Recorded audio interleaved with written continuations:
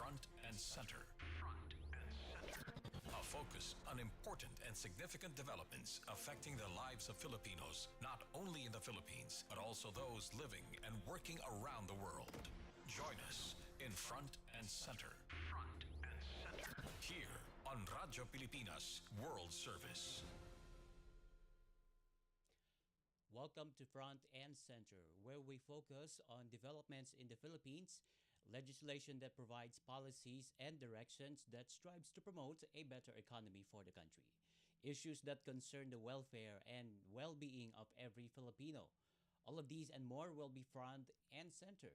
And you can watch this program live on our Facebook page, Radyo Pilipinas World Service, and you can catch up this episode later in the evening through our YouTube channel. And you can hear us live on our audio streaming at Evox PBS Receiver app. So join us for another edition of Front and Center with your host, Jerome Toledo. Front and Center. Front and Center. Here on Radyo Pilipinas World Service. So as the Super Typhoon Uwan is about to exit the Philippine area of responsibility, it left a trail of devastation across the Bicol region, with the province of Catanduanes among the hardest hit. So initially, the state weather forecasting agency Pagasa told the public that this storm will head straight to mainland Luzon, but we're surprised that a series of weather patterns in northern hemisphere made this storm, which is the super typhoon Uwan, change its course slightly, but it hit the or it slightly changed its track, and that typhoon or super typhoon headed south. So having said that, the Catanduanes has experienced the severity of that tropical storm or that super typhoon, and coming from and we have information coming from the Office of Civil Defense. So as of today, so as we speak right now, the death toll from the super typhoon Uwan has risen to 2 people. So based on the latest data from the OCD, so one fatality was recorded in Catanduanes, and another one in Catbalogan City in Samar Province. OCD Deputy Administrator Rafaelito Alejandro IV said the victim in Catanduanes was drowned, while the casualty in Samar was killed after being hit by a collapsed building. So that number of reported injuries remain at 2.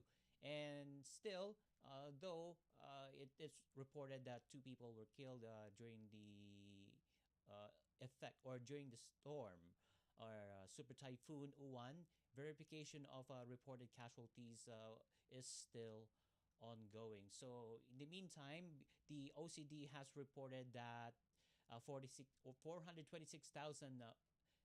families, equivalent to 1.4 million individuals, have been affected by the super typhoon Uwan. According to OCD Deputy Administrator Alejandro IV, the affected families are from the National Capital Region, Ilocos Region, Cagayan Valley Region, and Central Luzon. And they also included those from Calabarzon Region, Mimaropa Region or 4B, as well as the Bicol Region, Eastern Visayas, Central Visayas, and the Negros Island region. And the highest number of evacuees was recorded in the Bicol region, followed by Eastern Visayas and the Calabarzon. So that's amounting to 92,000 families or 318,000 individuals are currently taking shelter in approximately 6,000 evacuation centers. Front and Center. Front and Center. Here on Radyo Pilipinas World Service. All right.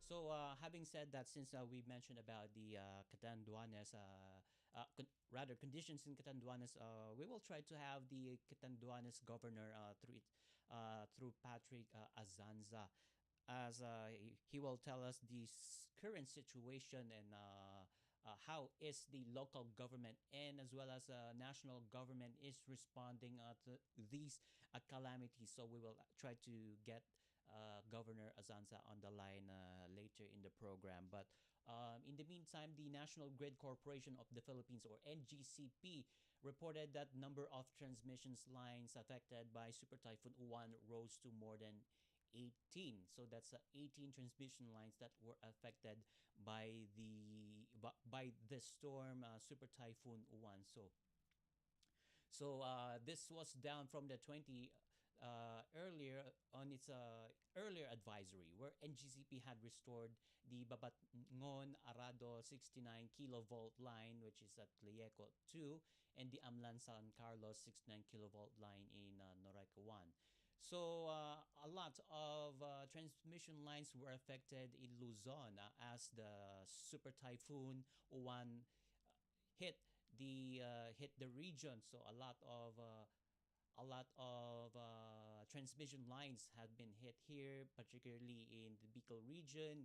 That's in Naga City, in Pitogo, in Daraga, in Santo Domingo, as well as in Region 4B, which is in Batangas province. And also, Visayas transmission lines were hit also, particularly in Calbayog City, and also in Catarman and Allen, that's in Samar provinces. And NGCP also reported that two 138 kilovolts as well as two 230 kilovolts and two 350 kilovolt lines were unavailable through or though their locations were not disclosed. So more transmission lines affected here. So I hope the NGCP will restore these affected lines as soon as possible, so that it ensures the steady supply of electricity. So, but in the meantime, as we wait for the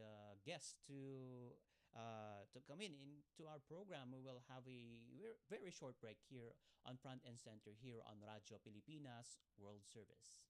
Mas pinadali na ang government transactions sa tulong ng eGov PH Super App. Pwedeng-pwede mo nang magawa ang lahat ng ito. I-download ang eGov. Magandang araw, si Dingdong Dantes po ito. Isa ang landslide sa mga sakuna na hinaharap ng mga Pilipino. Kaya naman importanteng alam natin ang mga senyales ng landslide na pwedeng makita sa ating lugar. Tulad na lang ng pagkakaroon ng bitak sa lupa o kaya naman ay pagtabingi ng mga puno at poste. Senyalis din ang biglaang pagbukal ng tubig sa lupa at pagkulay puti ng ilog. Pwede rin magkaroon ng bitak sa inyong mga dingding, bintana at maging sa kalsada. Na-observe mo na ba ito sa paligid mo?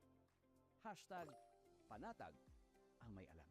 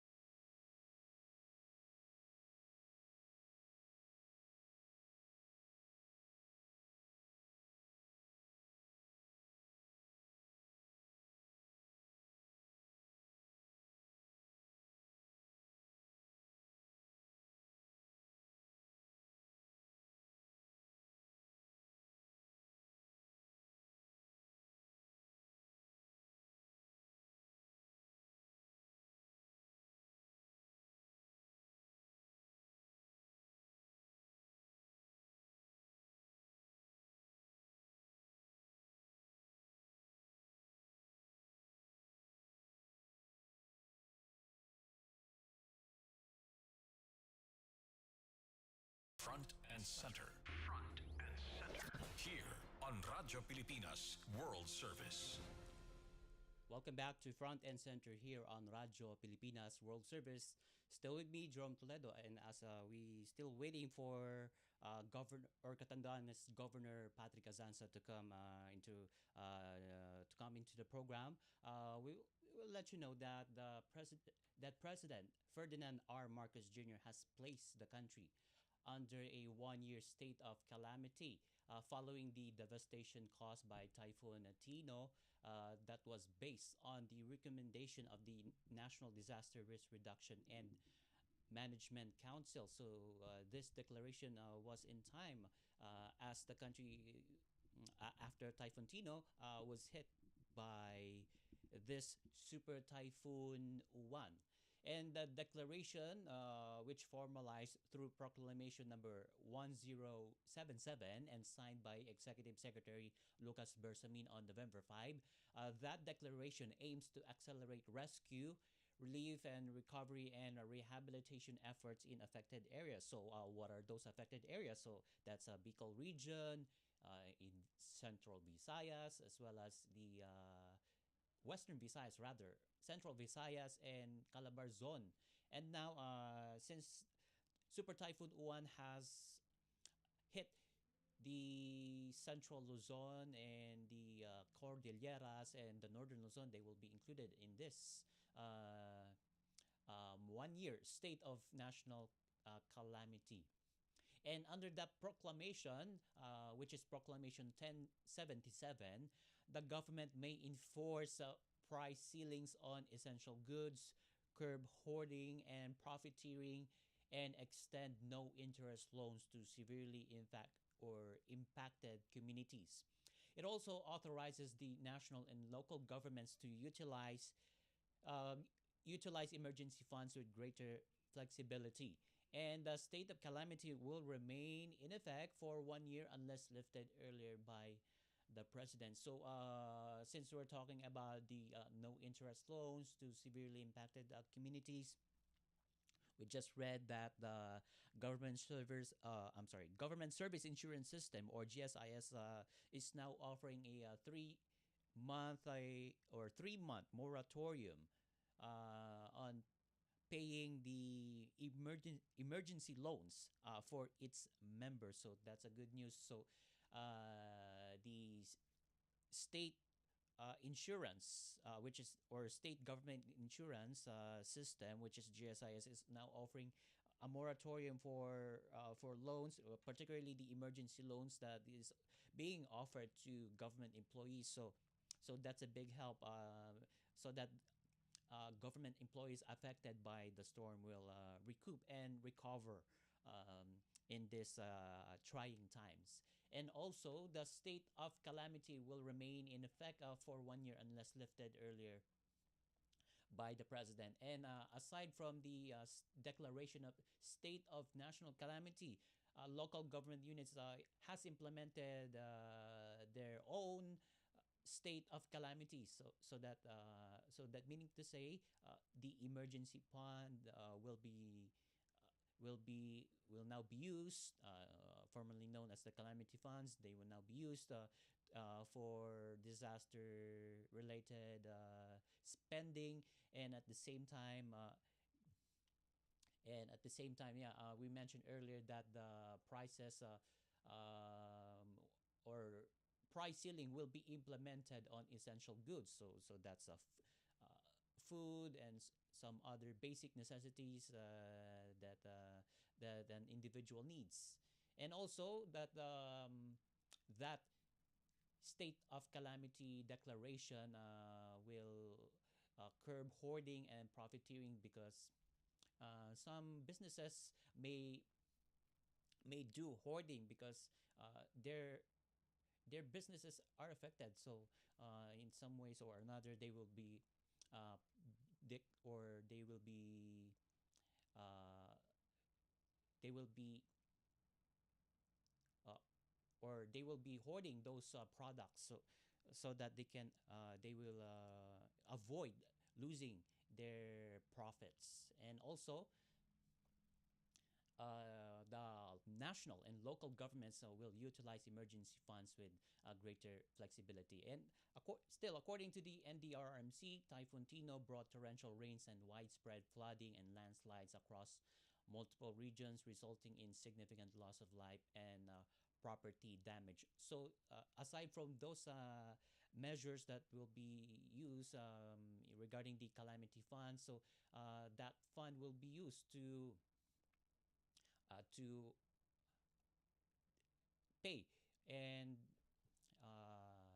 address the property damage that was caused by the typhoons. And also, President Marcos Jr. ordered all government agencies to sustain critical disaster response operations to protect lives, minimize health risks, and ensure public safety. And agencies were also directed to implement recovery programs, restore basic services and infrastructure, and support local governments and coordinate with private and international partners in accordance with existing laws and regulation. And speaking, because we're not yet done with the effects of the Typhoon Tino, the death toll from that previous storm, which hit Visayas or Central Philippines, particularly in Central Visayas and Western and Eastern Visayas, has climbed to 224, as Cebu recorded the highest number of fatalities with 158 people, followed by Negros Occidental with 27 individuals, while in Negros Oriental, 20 people have been killed, 8 in Caraga region, 3 in Capiz province, 2 each in southern Leyte and Leyte province, and 1 fatality were recorded in the provinces of Antique, Bohol, Guimaras, and Iloilo. And as well as the missing persons were recorded at 109. The highest number, which is now at 57 from Cebu, 42 from Negros Occidental, and 10 from Negros Oriental. And injuries were reported after the onslaught of Typhoon Tino, which is at 526 individuals, with Cebu still accounting for 454 cases. Meanwhile, Leyte recorded 41 injuries.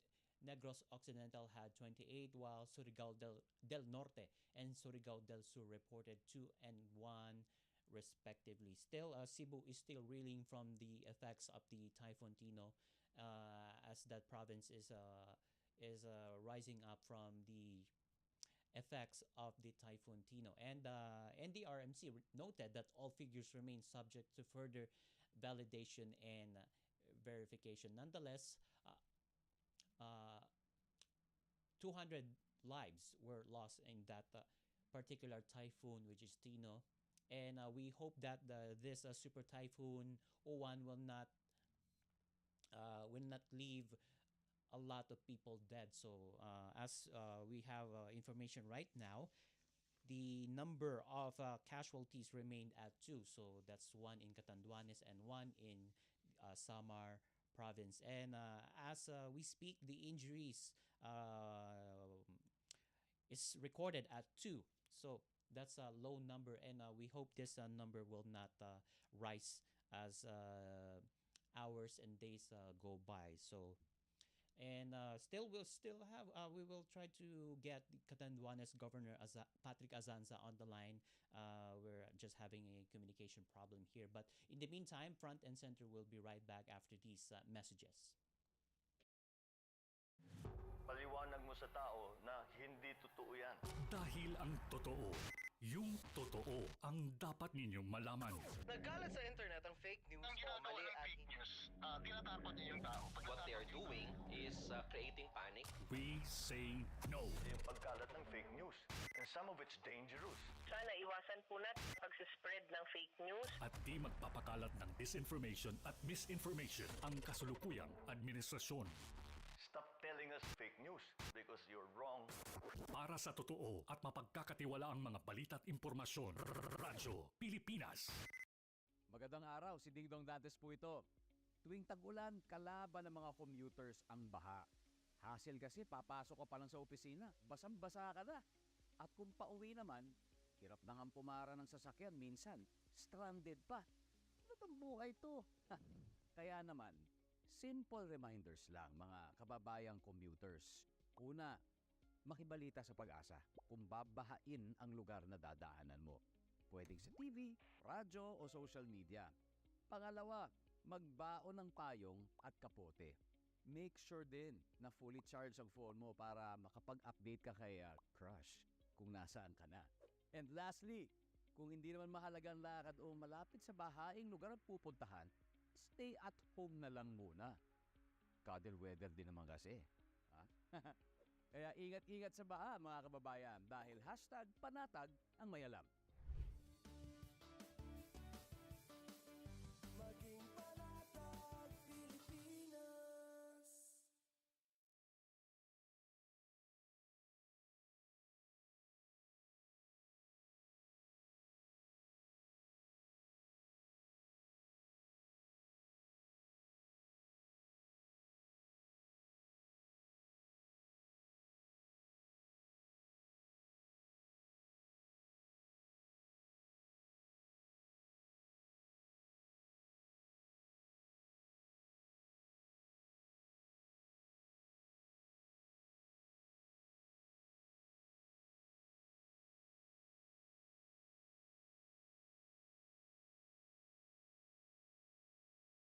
And center.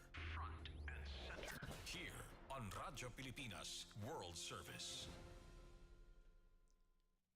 Welcome back to Front and Center here on Radyo Pilipinas World Service. Still with me, Jerome Toledo, and as of the moment, we are still trying to get Catanduanes Governor Patrick Azanza on the line to check the situation there at in the province, but we're not establishing, or we haven't established our communication and connection as well with him. So we will try to have the Catanduanes governor in some other programs or some other day whenever he is available. It's understandable because the situation is in Catanduanes is still unpredictable.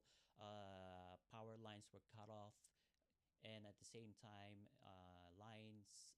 communication lines is still a problem there because the super typhoon Owan has hit the northern portion of that province, and it might be affecting the power supply there, and at the same time it affects their communication systems there. So we will try to have the Catanduanes governor on the line in some other programs today or in other day to check what's going on there, what's the response of the local government units, particularly the provincial government there, as they're trying to rise up from the disaster that they faced in the past few days.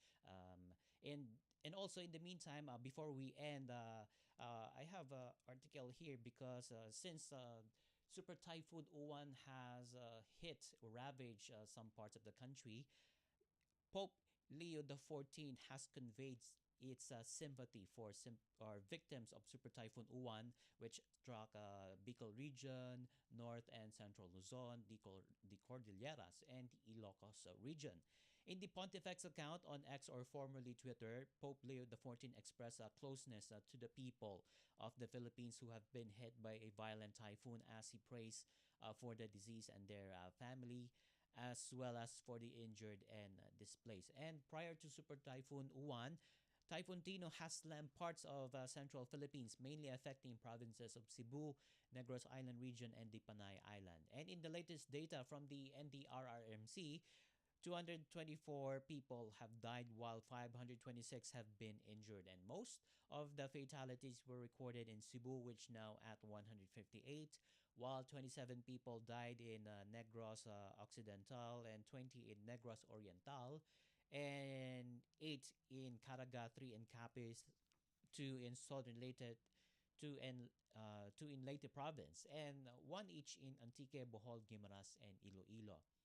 And the number of missing persons has climbed to 109, broken down to 57 in Cebu, 42 in Negros Occidental, and 10 in Negros Oriental. And as we are saying here, the number or data according to the NDRMC were subject and still subject to validation or verification. So, meaning to say that number may rise or may change as they conduct a series of verification on the ground as they coordinate with civil defense agencies in regions affected by these storms, which is Typhoon Tino and now the Super Typhoon Uwan.